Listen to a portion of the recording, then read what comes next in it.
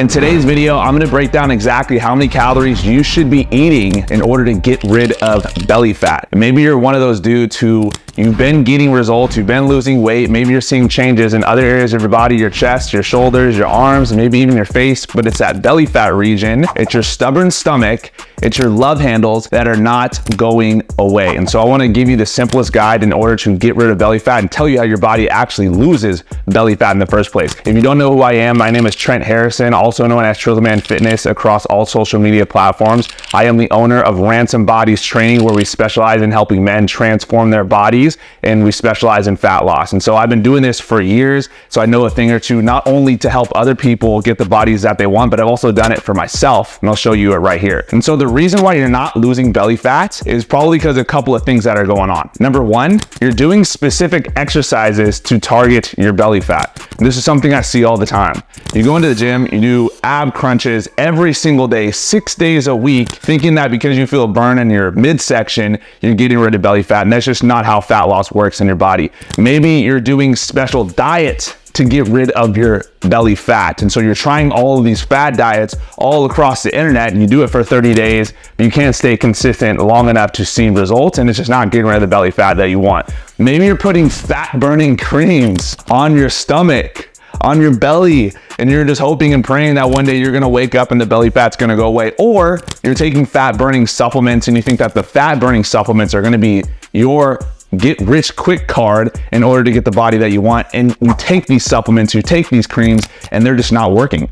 The way that your body gets rid of belly fat is not through creams, it's not through a special diet, it's not through specific exercises, because you can't target any area of your body. Unfortunately, the way your body gets rid of belly fat is the same way that it gets rid of fat in everywhere else of your body, and that's through your nutrition. And today I'm gonna show you exactly how to calculate your calories in order to get rid of belly fat at the best rate possible. Your body picks and chooses how it gets rid of belly fat. Some people lose fat in other areas faster than others. Maybe you might be losing weight on the scale, but you're not losing weight in your belly, and you start to get frustrated, you start to get overwhelmed, you're like, what do? I don't know how to change this. You can't. It's your own body. And so the best way in order to get rid of belly fat is to dial in your nutrition and know exactly how many calories you should be eating for your body. Maybe you've tried to track your calories in the past. Maybe you've tried to follow specific diets in the past and it just hasn't worked. And I'm gonna show you the easiest way possible in order to figure out how many calories you should be eating. Pat was one of those people. Before Pat and I started working together, he was working out 5 days per week. He followed a bunch of different diets, and he thought it was his metabolism was the reason why he wasn't losing weight. Even though he was eating healthy, he still wasn't getting the results or making the progress that he wanted to. So you may be in the same exact situation as Pat, and you might want to get the results that Pat was able to get. And the biggest difference between where he was at here and where we were able to get to here in 90 days came down to dialing in his nutrition. And so you may be eating healthy, but eating healthy is just not working out for you. And so at the end of the day, if you're not getting the results you want, if the scale's not changing, if the belly fat's not changing, you are eating more calories than your body is burning on a daily basis. Straight up. For 95% of people that are struggling to lose weight, this is the number one issue. If you're not getting the results you want, it's your diet, especially if you're working out 3 to 5 times per week. You don't need to work out 7 days a week to get rid of belly fat. You don't even need to work out 5 times a week to get a 6-pack. What you need in order to get the results you want in your midsection comes down to dialing in your nutrition and your diet. Even for myself, I have clients that work out 3 days a week and they have 6-pack abs. And so maybe you fall into one of these few categories in terms of why you're not able to get the results you want right now. Maybe number one, you're simply just eating more calories than you think. Just because you're eating healthy, you eat chicken, you eat rice, you eat the broccoli, you eat the eggs, you cut out sugar, etc., doesn't mean you're eating the amount of calories you should be consuming for your body on a day-to-day basis. Most people significantly underestimate how many calories they're eating in a 7-day time frame. So you may think you're eating healthy and you're eating clean within 1 day on a day that goes right and the day that goes perfect. But what about the days where you're super busy and you work 12 hours and you weren't able to cook or prepare your meal prep? What about those days? You don't take that into consideration. What about your diet on the weekends? So because you don't track, because you don't know how much you're eating, you're not actually eating the amount of calories you think you are, and you're significantly underestimating the amount of calories you're eating on most days. Number two, you're under eating most days, and you think because you're under eating, you're eating 1,500, 1,600, maybe 1,700 calories. You think because that's what you eat most days, Monday to Thursday, but then Friday, Saturday, Sunday, you take a break from tracking your food, you're actually still eating more than you think you are within a 7-day time frame. You need to figure out how many calories you are averaging within 7 days, not how many calories you eat within 1 day. It's a big difference, my friend. Make sure you understand that 7-day time frame if you want to get the results you want. Or maybe number 3, you are eating the right amount of calories. You are tracking your food, but you're not tracking your food properly. You're not tracking everything you're consuming. You're not tracking your olive oils. You're not tracking the alcohol. You're not tracking the snacks. You're not tracking the licks. You're not tracking the bites. You're not tracking the extra cookies you're eating in the office. You're not tracking these little things, and these little things are adding up to 500 plus calories per day. The other day I made a video about Chipotle. I love Chipotle. Chipotle is one of my favorite places to eat, don't get me wrong.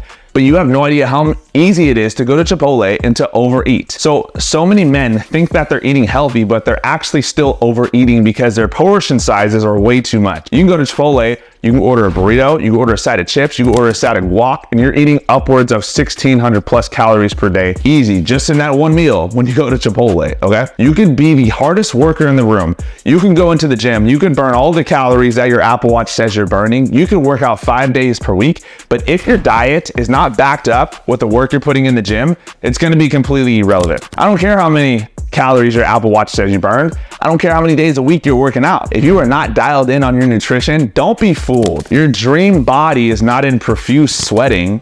Your dream body is not in how sore you are the next day. Getting rid of belly fat's not about that. It's about dialing in your nutrition. It's the food you're putting into your mouth. And so before we dive into how many calories you should be eating every single day, you need to know how fast you should be losing weight. Because if you don't understand how quick you should be losing weight or how slow you should be losing weight, it's going to be difficult for you to determine if you're on the right track or not. And so the easiest way to understand how quick you should be losing weight is to do this simple equation. Multiply your body weight, overall body weight, from 0.5 to 1% per week. So you should be losing 0.5%, anywhere up to 1% of your current body weight per week. So I'll give you a super easy example. Let's say you weigh 200 pounds right now. 0.5% of 200 pounds is 1. Let's say you weigh 200 pounds. 1% of 200 pounds is 2. So that means you should be losing, on average, 1 to 2 pounds per week. If you weigh 300 pounds, it's gonna be 1.5 to 3 pounds per week. And so what you're gonna notice here is the more body fat you have on your body, the faster you're going to be able to lose weight. So one of the things you will also notice is as you start to get results, you start to see results in terms of losing weight in your body, your weight loss slows down a little bit. And that's totally normal and that's totally okay. So now that you understand how much weight you should be losing on a weekly basis on average, because not every week is gonna be the same, now we gotta figure out how many calories you should be consuming. There's so many ways to calculate calories, my man. So many ways. You can go to caloriecalculator.com, you can go to MyFitnessPal, you can go to TDEE calculator, you can do it right now. But I think the simplest and easiest way for any basic person to understand how to calculate the calories is gonna be this. Step number 1 is you need to figure out how many calories you're currently eating right now, like for real. I'm not talking about on your good days, but on a regular average day through a 7-day time frame, how many average calories are you eating? The easiest way to do this is just eat the same way and track for the next 7 days everything you're eating. Don't change one thing about your diet. We just want to get crystal clear on exactly how many calories you're eating per day. You might be eating 3,200 calories per day, and that's going to be your baseline. You haven't been losing or gaining any weight. So now what you're going to do is once you figure out how many calories on average you're eating within a 7-day time frame, figure out the trends in which your weight has been going. So maybe you've gained 20 pounds in the last year. Okay, now we know you've been eating in a calorie surplus, which basically just means you're eating more calories than your body's burning. Maybe you have been losing weight and you haven't been tracking your food. And so you track your food within 7 days and you find out, oh cool, I've been losing weight. Maybe you track your food within 7 days and your weight stays the same. And it's been the same for the last few months. Okay, now we know we're around our maintenance calories.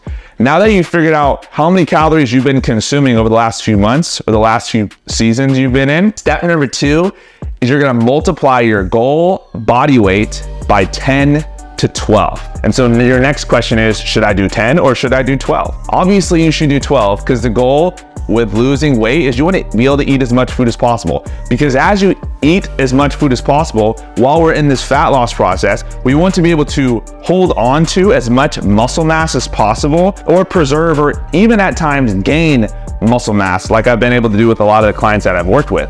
Let's say, for example, you have a ton of body fat to lose. People that have more body fat to lose are gonna have an easier time building muscle as they're losing fat. So start with the 12 number and go from there. So let's say, for example, your goal body weight is 200 pounds and you currently weigh 230. So you wanna lose 30 pounds, you wanna go from 230 to 200 pounds. You're gonna multiply 200 times 12 to start off with, which is gonna equal 2,400 calories. And you might think to yourself, Trent, 2,400 calories to lose weight? Are you serious? That's a lot of calories. And my friend, that's exactly why you're struggling to lose weight, because you continually undereat. You eat 1,500 calories, 1,600 calories, and you starve yourself. And then eventually when it gets to the weekends, or eventually when you get super stressed out, or eventually when you get to a point where you're just over it, you binge eat and you overeat. Remember, we're looking at our calories within a 7-day time frame. Eat the calories. Our goal is to maintain the muscle mass that we have, or even build muscle mass in the process, depending on where your body fat is at. When you lose weight while dieting, you will be more hungry and have a higher chance of regaining the weight you lost back.